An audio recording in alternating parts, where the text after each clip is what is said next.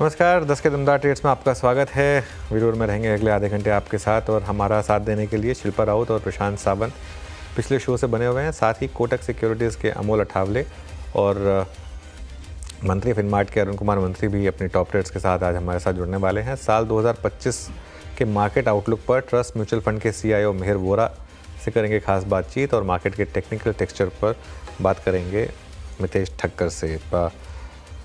Nifty अब 100 point के करीब नीचे 23,872 पर, लेकिन इसी बीच में 3 स्विंग्स निफ्टी प्ले आउट कर चुकी है। देखिए आपकी स्क्रीन पर। एक बार इंडिया विक्स लेकर आइए ज़रा इंट्राडे पर। इंडिया विक्स देखते हैं और देखिए किस तरीके से वॉलेटिलिटी ने पिकअप किया है। ये 6.5% इंडिया विक्स ऊपर है। बैंक निफ्टी का चार्ट देखिए आप एक बार, और एफर्टलेसली बैंक निफ्टी ने 100 डेमा को रिजेक्ट किया, 51,600 तक गया, वहाँ से सीधा 500 पॉइंट गिरा। एक स्विफ्ट मूव में 500 पॉइंट गिरा। अब थोड़ा स्टेबल हो रहा है 51,200, 51,000 से 51,200 के बीच थोड़ा सपोर्ट है मार्केट पर, बैंक निफ्टी पर। और आज मिड कैप भी गिरे हैं। शुरू में अच्छा चले मिड कैप, लेकिन आज अब मिड कैप इंडेक्स ने भी एक टंबल मारा और एडवांस डिक्लाइन, ये भी अब डिक्लाइंस के फेवर में आया एडवांस के मुकाबले।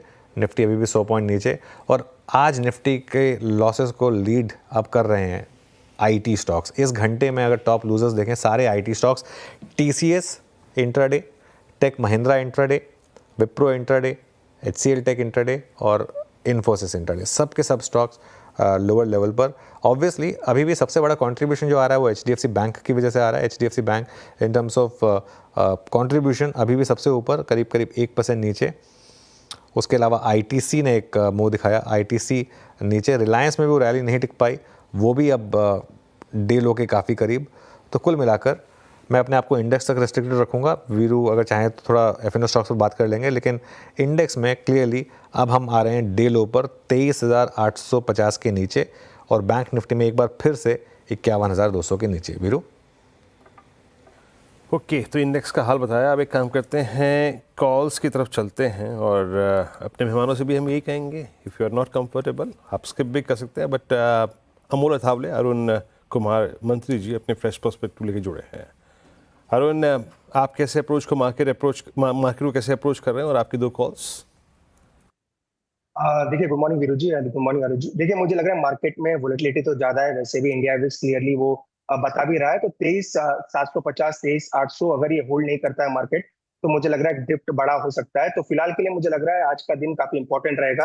अगर रिकवरी 23,800 के ऊपर क्लोज हो जाता है तो थोड़ा बहुत आप कह सकते हैं पॉजिटिव साइड पे हम रह सकते हैं। पर 23,750, 23,800 ये मुझे लग रहा है मेक और ब्रेक लेवल आज रहना चाहिए। तो वीकनेस तो वैसे भी है, पर मुझे लग रहा है स्टॉक स्पेसिफिक ज्यादा एक्शन है, तो स्टॉक स्पेसिफिक रहना है तो वहां पे रह सकते हैं। तो पहला मेरा जो कॉल रहेगा वो ट्रेंड का रहेगा।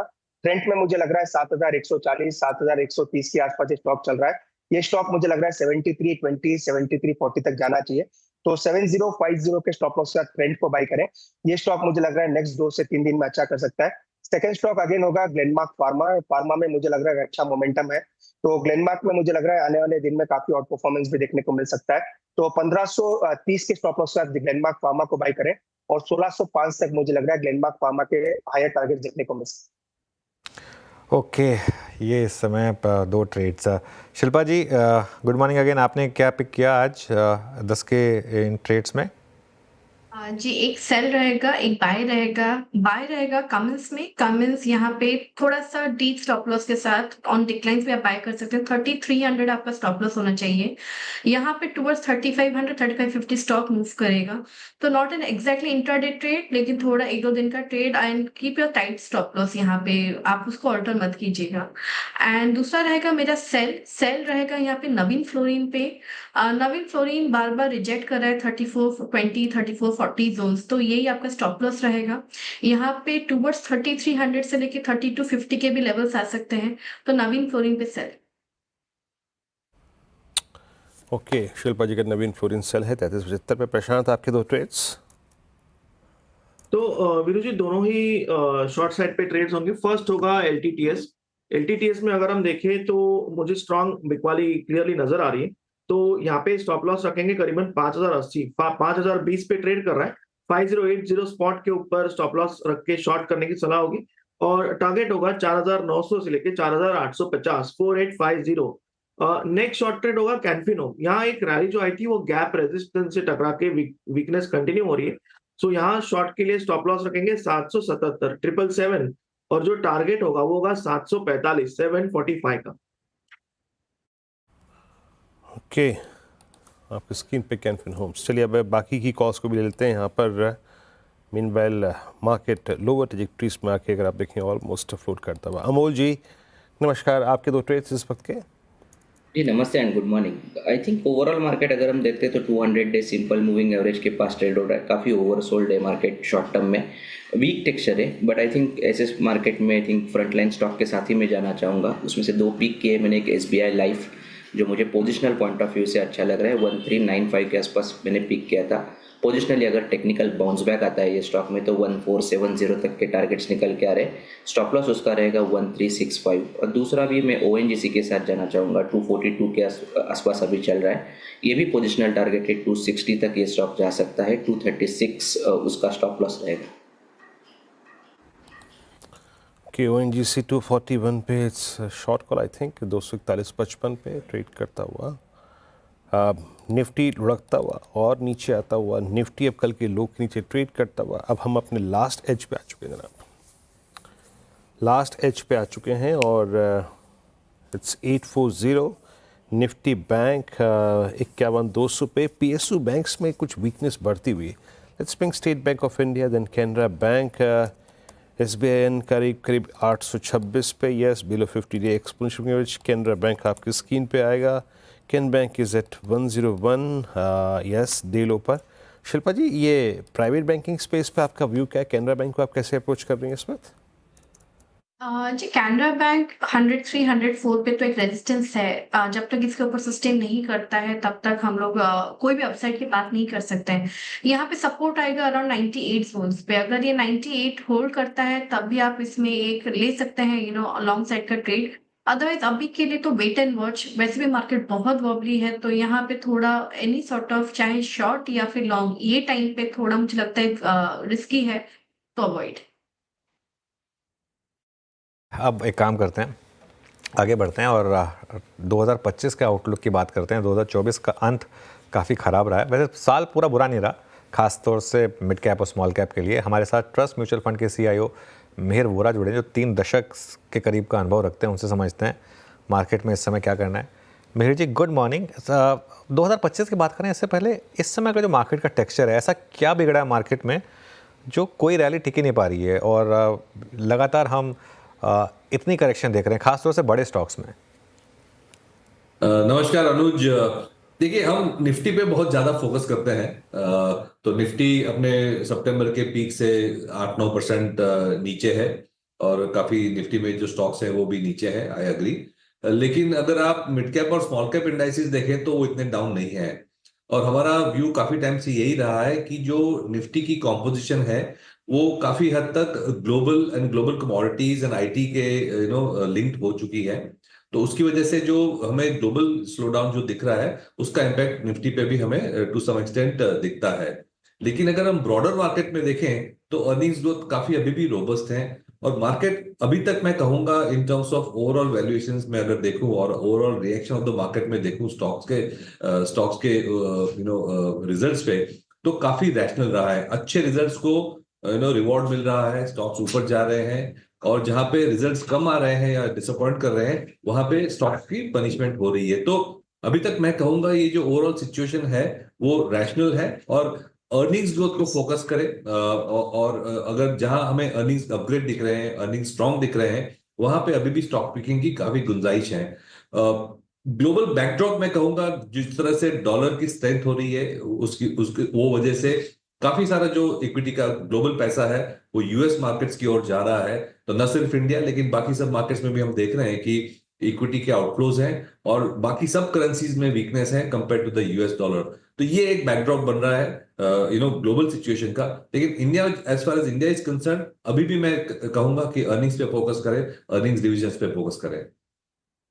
तो आपकी इस समय 2025 के लिए फिर क्या थीम्स मेन रहेंगी? कहाँ पर आप इस समय ओवरवेट हैं और पोजीशंस ऐड कर रहे हैं इस समय अपने फंड्स में? बिल्कुल। तो एक तो ब्रॉड थीम यही रहा है कि जो डोमेस्टिक इकोनॉमी है अभी भी relative to the other global economies हमारी काफी रोबस्ट है। दूसरा एक मैं देख रहा हूं कि जो फर्स्ट हाफ में गवर्नमेंट स्पेंडिंग खास करके कैपिटल एक्सपेंडिचर में कम हुई थी, वो अब जाके पिकअप होने की उम्मीद है और हो भी रही है। हम देख रहे हैं ऑर्डरिंग, काफी सारे सेक्टर्स में ऑर्डरिंग बढ़ रही है। तो जो गवर्नमेंट स्पेंडिंग लिंक सेगमेंट्स है जैसे कि कंस्ट्रक्शन, इंफ्रास्ट्रक्चर, उसमें मुझे लग रहा है कि काफी तेजी हो सकती है। और उसमें गवर्नमेंट स्पेंडिंग में फिर हम देखें तो रेलवेज भी आ जाता है, डिफेंस भी आ जाता है, पावर टीएनडी आ जाता है। तो ये जो infra utilities and cap goods link जो सेगमेंट्स हैं, उसमें मुझे लगता है सेकंड हाफ से अच्छे रिजल्ट्स आएंगे। दैट मींस कि हम जैसे 2025 को एंटर करेंगे, ये सब सेगमेंट्स पे काफी एक्शन की उम्मीद हो सकती है। दूसरा एक कि जो बैंकिंग एंड फाइनेंशियल्स अगर देखें तो वो खास करके बैंक्स में हमने काफी अंडर परफॉर्मेंस देखी है। एनबीएफसीज में भी हमने काफी अंडर परफॉर्मेंस देखी है।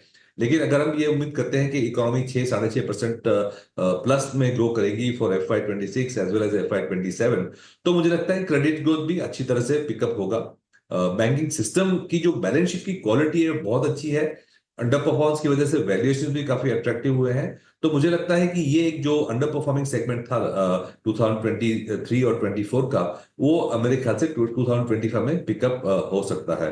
एंड देन अदर सेगमेंट जैसे कि फॉर एग्जांपल फार्मास्यूटिकल्स हैं, केमिकल्स हैं, जहां पे हमें एक लंबे समय का ग्रोथ दिखता है for the next 5 years 10 years करके, वहां पे भी हम पॉजिटिव रहेंगे। दूसरा एक हम जो थीम देख रहे हैं, एक जो प्रीमियम कंजम्पशन वाली थीम है, वो भी हमें अभी भी पसंद है। And the new age companies जो है, न्यू बिजनेस मॉडल्स हैं जो डिसरप्ट कर रही हैं एग्जिस्टिंग मॉडल्स को, जो नए नए तरीके से कस्टमर या B2B को सर्विस कर रहे हैं, उसमें भी मुझे लगता है कि अच्छा लंबा रनवे है। और एज अ हाउस हमारी जो फिलोसफी है वो ग्रोथ ओरिएंटेड है। तो ये सब सेगमेंट में हमें अच्छा ग्रोथ दिख रहा है for the next 1 year as well as for the longer term. Okay, अच्छा, मेरी जी नमस्कार, वीरेंद्र बोल रहा हूँ। एग्जैक्टली हमारी बीते 4 महीने के, जो 4 महीने में से 5 महीने में से 3 महीने सितंबर, अक्टूबर, नवंबर टर्बुलेंस वाले रहे, इसमें आईटी ने अपने हाथ में लीडरशिप रखी है। पिछले बार के रिपोर्टेड नंबर्स अच्छे थे, ग्रीन शूट्स इन BFSI। अब एसेंशियल ने जिस प्रकार के नंबर्स दिए हैं, उसके बाद आपका कन्विक्शन क्या थोड़ा और बढ़ा है आईटी में कि शायद 1-2 क्वार्टर्स लीडरशिप आईटी के हाथ में रहे? देखिए, आईटी में हम सिलेक्टिवली प्ले कर रहे हैं। लार्ज कैप आईटी कंपनीज हैं, उसमें मुझे नहीं लग रहा है कोई बड़ी अपग्रेड इन अर्निंग्स आएंगी। सिंगल डिजिट ग्रोथ की बात हो रही है, वो बरकरार रहेगी। ओवरऑल सिचुएशन में देखूंगा कि पिछले 6 महीने में थोड़ी सी पॉजिटिव हुई है from the demand point of view. उसकी जो मेन वजह है, एक तो जो एआई लिंक जो स्पेंडिंग है, उसकी वजह से थोड़ी रब ऑफ हमें आईटी कंपनीज में दिख रही है। और सेकंड चीज है कि उम्मीद बन रही है कि जब ट्रंप पावर लेंगे, प्रेसिडेंट ट्रंप जो जब आएंगे जनवरी में, तो वो बिजनेस फ्रेंडली काफी पॉलिसीज अपनाएंगे।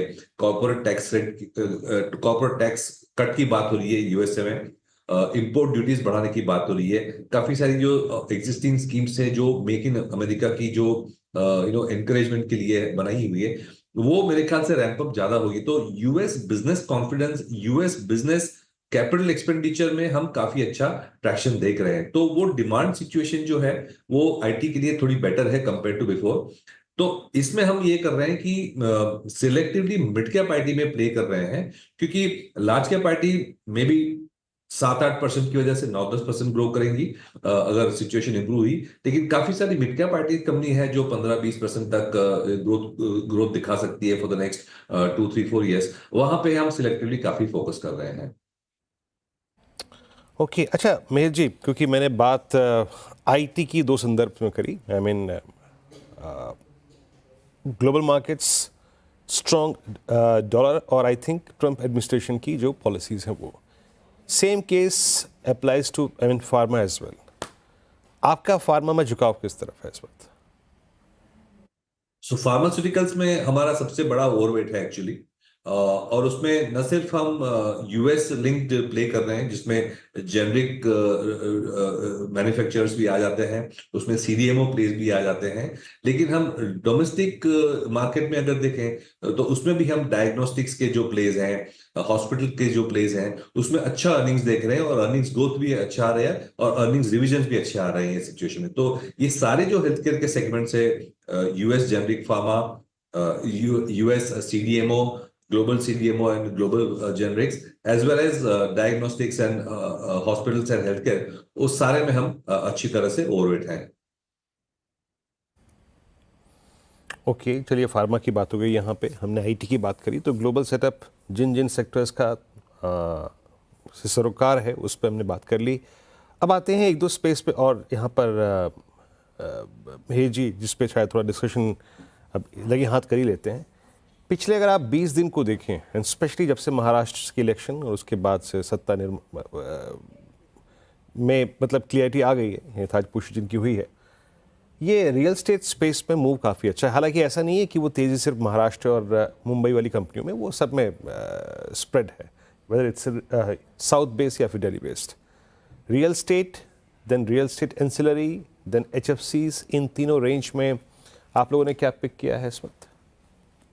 देखिए, रियल एस्टेट में हम बेसिकली एक्सपेक्ट कर रहे हैं कि जो के shape nature of the recovery है वो रियल एस्टेट में भी हमें दिख रही है। तो उसमें मैं कहूंगा कि जो प्रीमियम एंड सेगमेंट को जो केटर करते हैं डेवलपर्स, उसमें हमें ज्यादा तेजी दिख रही है, क्योंकि अभी भी जो ग्रोथ इन डिमांड है वो हाई एंड प्रॉपर्टीज में ज्यादा है। लोअर एंड प्रॉपर्टीज में भी डिमांड है, लेकिन जो ग्रोथ रेट है और जो प्रॉफिटेबिलिटी जो हाई एंड में मिलती है वो लो एंड में इतनी नहीं मिलती। तो हम बड़े डेवलपर्स, ब्रांडेड डेवलपर्स, जहां पे हायर एंड सेगमेंट्स को केटरिंग करने की जो ब्रांड है वहां पे ज्यादा फोकस कर रहे हैं। दूसरी जगह हमें जो इंटरेस्टिंग लग रही है वो कोवर्किंग स्पेस में हमें दिख रहा है कि काफी एक्टिविटी हो रही है, तो वहां भी कोवर्किंग स्पेस पे भी हमारी एक्सपोजर है।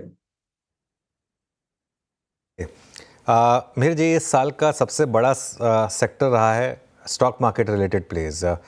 BSE ने लीड किया उसको, लेकिन CDSL, एंजल वन, कैम्स, उसके अलावा even wealth management stocks, mutual fund stocks, इनमें सब में री रेटिंग हुई है।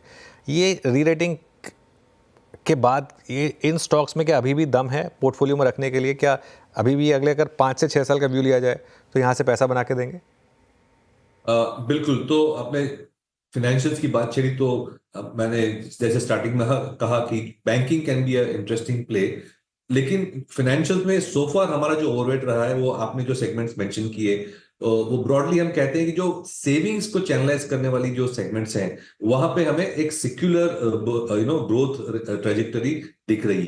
तो उसमें जैसे आपने कहा wealth management, asset management, broking, insurance, mutual fund distribution, exchanges, R&T agents, वो सारा जो इकोसिस्टम है जो सेविंग्स को केटर करता है वो मेरे ख्याल से सिक्युलरली ग्रो करेगा at a higher growth rate compare to the rest of the banking and financial services. और इसकी मेन वजह यह है कि जो जैसे इकोनॉमी डेवलप होती है तो जो माइग्रेशन होता है लोगों का, हाउसहोल्ड्स का, from middle income category to upper middle, from upper middle to affluent, उसका जो ग्रोथ रेट है वो रेस्ट ऑफ द इकोनॉमी से ज्यादा रहेगा। और ये 1-2 साल की बात नहीं है, ये 10-20 साल की ट्रेंड हम बात कर रहे हैं। तो जैसे जैसे सेविंग्स बढ़ते हैं लोगों के, जैसे जैसे पॉपुलेशन एफ्लुएंट होती है तो सेविंग्स का पूल बढ़ता है, तो ये सब सेगमेंट ग्रो करते हैं। हमने बाकी सब कंट्रीज में भी ये देखा है और इंडिया में भी हम ये उम्मीद करते हैं। तो ये एक लॉन्ग टर्म ट्रेंड है। हाँ, टेक्निकली मैं कहूंगा कि काफी सारे स्टॉक्स पिछले साल में बहुत अच्छा परफॉर्म किए, हमारे पोर्टफोलियो में भी काफी एक्सपोजर था, लेकिन अब मुझे लगता है कि जो बैंक्स और NBFCs जो बहुत ज्यादा अंडर परफॉर्म किए हैं वो भी शायद कैचअप करते हैं टेक्निकली। तो मे बी 2025 में हम दोनों में अच्छी तेजी देख सकते हैं, न सिर्फ ऑन द नॉन लेंडर्स जिसकी हमने बात की। एक और स्पेस जहां बहुत पैसा बना है वो है इलेक्ट्रॉनिक मैन्युफैक्चरिंग सर्विसेज वाले स्टॉक्स, EMS स्टॉक्स, जहां PLI एक बहुत बड़ा फैक्टर रहा है। ऑब्वियसली डिक्सन ने उसको लीड किया है, लेकिन बाकी भी यहां पर काफ़ी अच्छे स्टॉक्स रहे हैं। इधर आपका क्या व्यू होगा? इसमें भी हम स्ट्रक्चरली पॉजिटिव हैं, क्योंकि अभी तो हमने सरफेस को स्क्रैच किया है। बहुत ज़्यादा काम बाकी है हमारा। इंपोर्ट्स ऑफ इलेक्ट्रॉनिक्स अभी भी एक बहुत सबसे बड़ी आइटम है हमारी आफ्टर गोल्ड।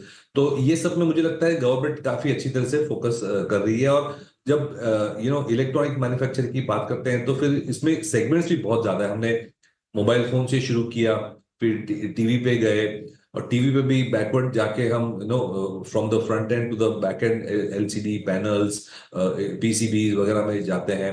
देन हमने व्हाइट गुड्स इंट्रोड्यूस किया। व्हाइट गुड्स में हम एसी से शुरू किए, कंप्रेसर से शुरू किया, फिर बॉडी तो पहले ही करते थे, लेकिन now we are not even importing compressors and heat exchangers. तो व्हाइट गुड्स में भी बहुत सारी आइटम है। इलेक्ट्रॉनिक्स में मोबाइल फोन है, टीवी है, अगेन बहुत सारी आइटम्स है। तो ये मेरे ख्याल से import substitution and after that export की जो थीम है वो भी एक मल्टी ईयर सिक्योर थीम है, जहां पे हम काफी पॉजिटिव हैं और पॉजिटिव रहेंगे। चलिए महेश जी, बहुत बहुत शुक्रिया आप इस कार्यक्रम में शामिल हुए सर। और पॉसिबली आपसे जो अगली मुलाकात होगी, बात होगी, मेरे ख्याल से 25 में होगी। तो आपको नववर्ष की अग्रिम शुभकामनाएं पूरे CNBC आवास परिवार की तरफ से, मेरी तरफ से, अनुज की तरफ से। बहुत बहुत शुक्रिया सर इस कार्यक्रम में शामिल होने के लिए। धन्यवाद। अब चलते हैं मितेश जी के पास। Yes, thank you sir, thank you very much. Mitesh, good morning. Mitesh, ऐसे बाजार में बैठने से अच्छा ये नहीं कि छुट्टी लेके 1-2 हफ्ते कहीं हो ही आए, है ना? या पैसा बन रहा है? नहीं, देखिए वॉलेटिलिटी काफ़ी ज़्यादा है वीरेन, और ऐसे बाजार में ना जो हमने टैक्टिकली जो 2-3 दिन से मैं रिकमेंड भी कर रहा हूँ आपके सिस्टर चैनल पे, वो ये है कि बजाय फ्यूचर्स ट्रेड करने के, आप इंडेक्स में अगर ट्रेड कर रहे हैं तो आप स्प्रेड्स में ट्रेड कीजिए।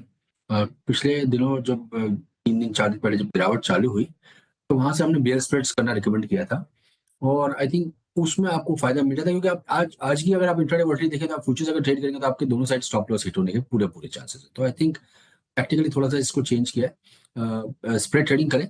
और निफ्टी के लेवल्स की अगर मैं बात करूं तो आज आई थिंक हमने निफ्टी पे जो है अपना 200 एवरेज को छुआ है, जस्ट उसको मेंटेन करने की ट्राई करें। 23,835 का जो लेवल है, अगर उसके जब बंद आता है तो और गिरावट देखने को मिलेगी, और उसके जब बंद नहीं आता है तो मुझे लगता है कि बाउंस बैक के बाद गिरावट देखने मिलेगी। तो स्ट्रक्चर मेरे लिए वीक ही है, सिर्फ इतना है कि 23,800 की जब बंद आएगा तो 23,500 23,400 तक जाने की संभावना है, और ऊपर में अगर आपको पुल बैक में 24,124 150 की रेंज अगर मिलती है तो वहां पे आप वापस से अगेन मैं बोलूंगा कि बेयर स्प्रेड्स के थ्रू ट्रेडिंग करें। आप एक स्ट्राइक का पुट लें और नीचे के स्ट्राइक का पुट बेच दें।